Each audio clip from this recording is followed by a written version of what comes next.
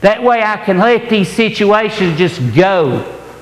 And I can enjoy the liberty that you talk about so much. But your heart is full of it. And you need to admit it tonight. You're full of worries, concerns, and situations and problems all around you that you're trying to figure out what are we going to do, how are we going to fix it, what will we get it, blah, blah, blah. Controlling the flippers on the pinball machine when you need to take your hands off and say, God, I got confidence in you. You feed them ravens, you'll win my battles. And the more you keep trying to shoot that pinball, guess what? The faster it's going to come back at you. The harder it's going to be, because as that game keeps going and you keep closer to winning the game, you're just shaking that machine. You're doing everything you can to try to get points. But guess what? You ain't gaining nothing but a confused, complicated mind. God is simple, like John said earlier. I had that wrote in my notes too. What makes it complicated, we said clearly, the Spirit said, is your thoughts with enemy input makes it complicated. That's what makes things confusing and complicated. And if you're in a confused, complicated state, if your heart is full of situations, circumcision, uncircumcision, and Paul said, what does it matter? What does it matter if it's full of circumcision? Just let it all go and have confidence in Jesus. Just have confidence in Him. And enjoy the liberty and love one another. And then faith will work by love. That's how it works. That's what he's talking about. What got you entangled in the yoke of bondage again? Because if you're not free, you're bound. You're captive. You're tied up in these situations. You're bound down by them in what we're doing. And we better recognize that. We're not having liberty. How many times in a day does your mind run with the problems and situations? How many times? How many times does it run with it? And if it gets in there, I told a member before that someone was talking to them about a situation. And they was continually saying, you need to do this, you need to do that. And they said, well, I know better. I said, well, if you keep listening to this, eventually you're going to buy into it. You go to a satanic church long enough, you're going to buy into it. You go to a church that preaches no hell, you're going to buy into it. I'm telling you right now. You'll eventually buy into it. That's why it's so important. And Jesus kept warning, watch what you hear. It's very important what you listen to. It's very important what you hear. And that's even in the mind, the things that nobody else hears but you. That somebody may say you're schizophrenic, but no, there's many voices in the world, the Word says in 1 Corinthians 14, and none of them are without significance. None of them. But we'll listen. You listen long enough, it gets in the heart. You listen long enough, that's the gateway to the heart, is the mind. That's the gateway. And then it comes back up out of the heart, the mouth speaks. Not only that, but the mind is running with it. Before the mouth can speak, there's a place in the mind, I don't know where it's at, but one of them's speech. One of them in their speech. Well, it has to get there somewhere before you can speak, right? You don't just speak words just to just speak them. Somewhere in the brain it's got to come to, and then you speak. So it has to come from somewhere. It comes back up out of that heart, is what it does. James chapter 1 verse 25 through 27 says this. But chapter 1 verse 25 through 27 says this. But whoso looketh into the perfect law of liberty and continueth therein, he being not forgetful here, but a doer of the work, this man shall be blessed in his deed. If any man among you seem to be religious, and bridle not his tongue, but deceive his own heart, this man religion is vain. Pure religion is undefiled before God and the Father is this, to visit the fatherless, the widows, and the afflicted, and to keep himself unspotted from the world. Liberty.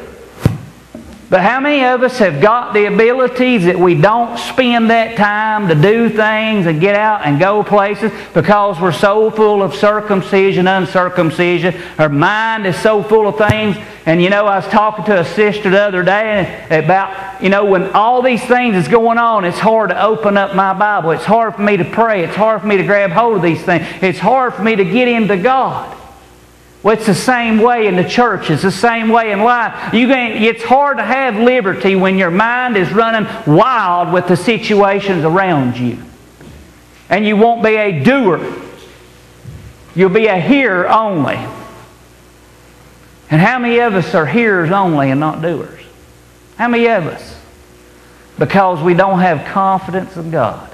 We don't have confidence in these things, and therefore we don't have liberty in what we do. We don't take that liberty. We don't grab hold of it because our heart is so full of the things that's happening, so full of the situations that's manifested, and it's just blowing us away. How many of us are just blown away with situations? How many of us? Proverbs 15:14 says, "The heart of him that hath understanding seeketh knowledge, but the mouth of the fools feedeth on the foolishness." As we said, we've been needing knowledge and understanding. And when a heart gets that, what powers can we have? What things can we have in our life? But if our heart be full of circumcision, uncircumcision, then what happens to us? We don't have liberty. We don't have confidence in God. We don't have these things. We ain't got it. Because, even Jesus, just to let you know this, Matthew 15:8, He said this, "The people draweth nigh unto me with their mouth, and honor me with their lips, but their heart is far from me."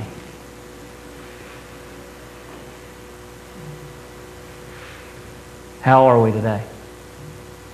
We sing songs, we raise praises and hallelujahs with our lips and mouths. But is our heart full of circumcision, uncircumcision, problems and things? And really our mind, when we're singing hallelujah, is our mind full of problems and things? And we wonder why our hallelujahs have got that veil, as we said before, and we talked about before, freedom with God. And as we've talked about 2 Corinthians 3, that veil is put back over us. We allow the enemy to put that veil back over us.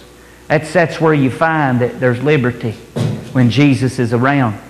But if you put that veil back, you don't have that liberty. You don't have it. You want to know why? Because our heart. As we said before, the problem with this last church is a heart problem. And the enemy knows that. He knows if a group of people will ever get that knowledge and understanding in their heart and get that freedom of heart and have that confidence in God, he's going to shake at his knees at you. Because he's going to know you got the goods. He's going to know you got the power. He's going to know that you got the fruit, and people's going to see it. But tonight, do you really have that confidence in the songs that we sung, that everything with God is going to be all right? Do you really? When you sing hallelujah, is your heart full of problems and situations, your mind full of problems and situations, and you wonder why it ain't getting past His ceiling into the great throne of God, into the holies of holies? You wonder why your prayers seem like they're just not going up past the ceiling? When your mind is full of these situations, your heart is full of these situations, because you don't have confidence in God. You don't even have confidence your prayers getting there. You don't have confidence that God is with you. You don't have confidence because you're full of these situations. And you are going to have to get them out and give them to God. You're going to have to get rid of these things. If you want liberty with God, you've got to get rid of them.